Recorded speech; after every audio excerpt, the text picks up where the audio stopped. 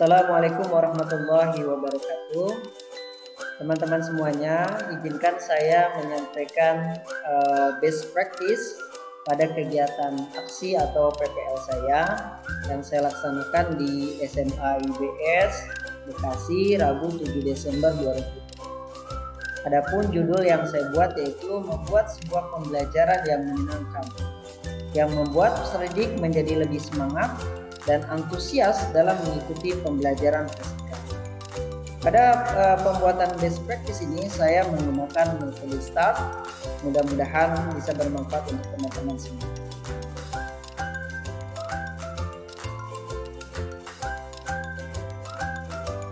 Oke, yang pertama yaitu situasi. Kondisi yang melatar belakangi dari best practice ini atau PPL saya ini yaitu di mana kurangnya motivasi peserta didik pada pembelajaran fisika yaitu usaha dan energi. Jadi kata kuncinya adalah motivasi peserta didik yang masih kurang. Nah, peserta didik merasa pembelajaran fisika dianggap sulit. Ya. Lalu pembelajaran fisika kurang familiar dengan keseharian dan pembelajaran fisika kurang atraktif sehingga menyebabkan mereka merasa kurang termotivasi untuk mengikuti pembelajaran fisika. Itu yang melatar belakangi aksi saya atau pembuatan best practice ini. Nah, lalu mengapa sih praktik ini penting untuk dibagikan?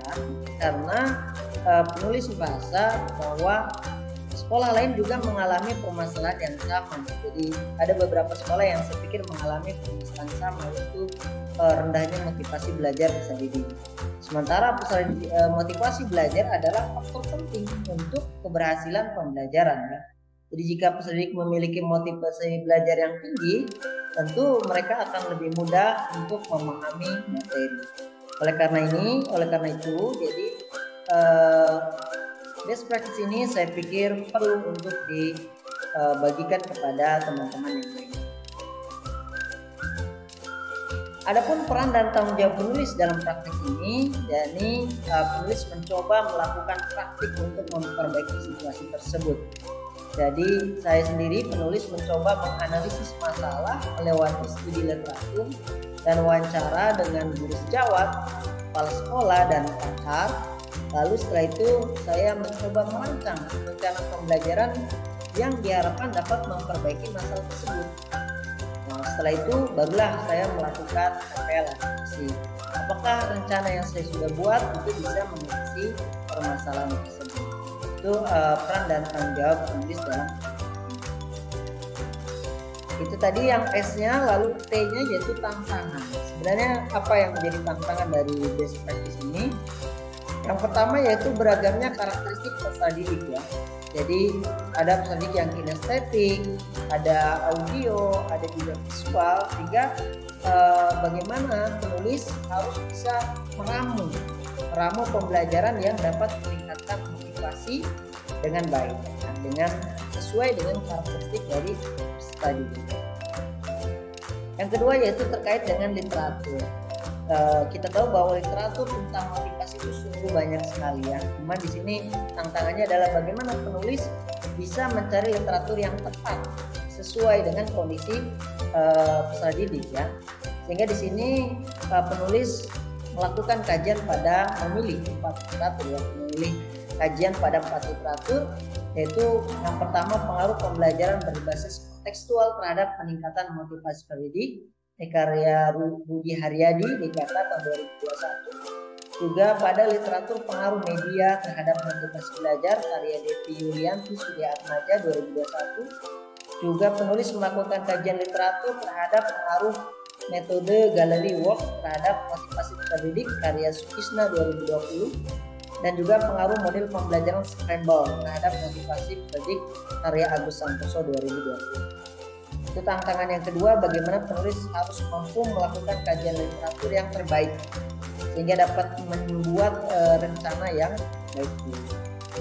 Tantangan yang ketiga yaitu tentang adanya wawancara fakta, di mana ini tidak sembarangan. Bagaimana penulis juga selain studi literatur harus melakukan wawancara dengan beberapa pakar untuk mencari masukan terkait penyebab masalah motivasi belajar dan saran solusi. Dan alhamdulillah penulis mendapatkan beberapa teman sejawat yang berkenan diwawancarai, yaitu kepala sekolah dan guru juga ya, dimana hasil dari wawancaranya menunjukkan bahwa menyatakan bahwa kurangnya kemampuan numerik peserta didik, adanya masalah pribadi peserta didik, dan pembelajaran yang belum menyenangkan. Itu ketiga hal itu menurut para narasumber itu bisa menjadi penyebab rendahnya motivasi peserta didik.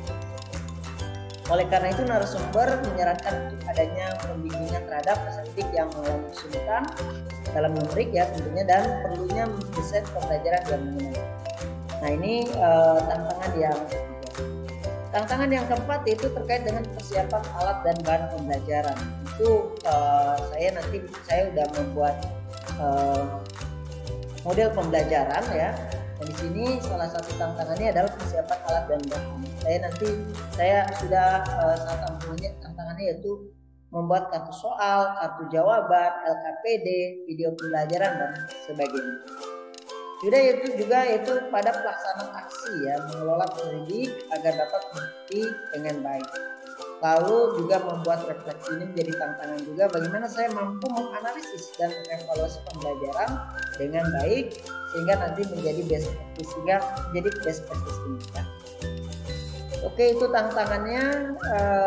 Pihak yang terlibat pada perencanaan aksi yaitu alhamdulillah Ibu Haja Siti Jemalan ini berkenan ya, menjadi narasumber pada proses pencarian masalah dan penentuan solusi. Juga Bapak Asbullah Huda bagi Institut Pembelajaran Nasional, Bapak Dwi Prayitno dan Bapak Rektor Suryatmo. Nah, adapun pada pelaksanaan aksi saya dibimbing oleh Bapak Dr. Ahmad Harjono dan Bapak Faizin MPD.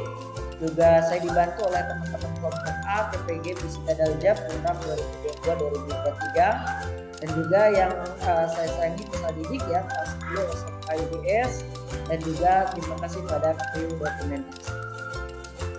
Itu yang kedua yaitu T ya, tantangan. Setelah tadi yang pertama S situasi, T tantangan, dan A-nya sekarang aksi ya.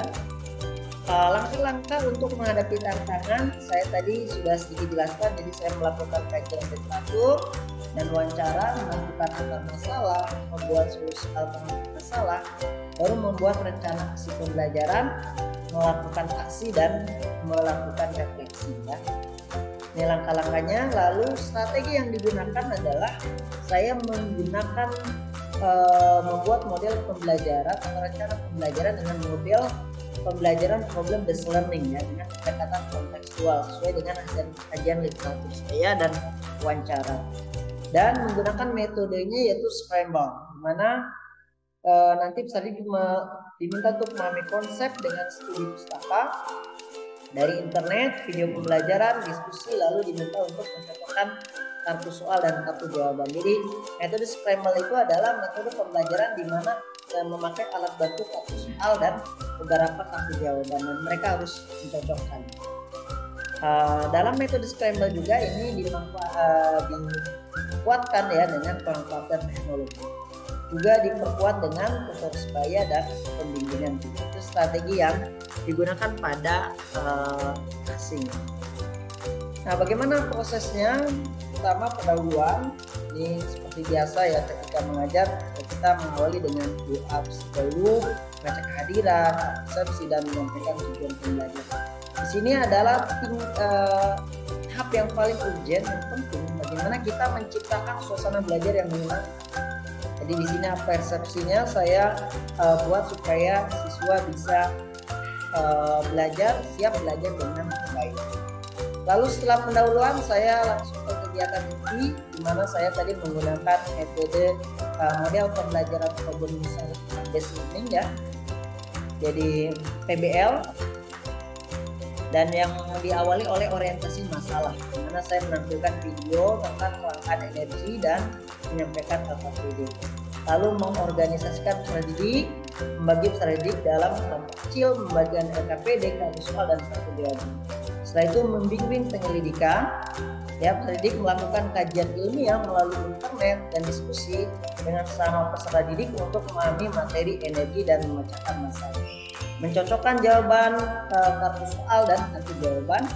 Lalu step berikutnya itu mengembangkan dan menyajikan hasil karya, di mana peserta didik setelah mereka melakukan penelaahan, ya mereka harus mempresentasikan hasil dari pengerjaannya, dari tadi mencocokkan kartu soal dan kartu jawaban.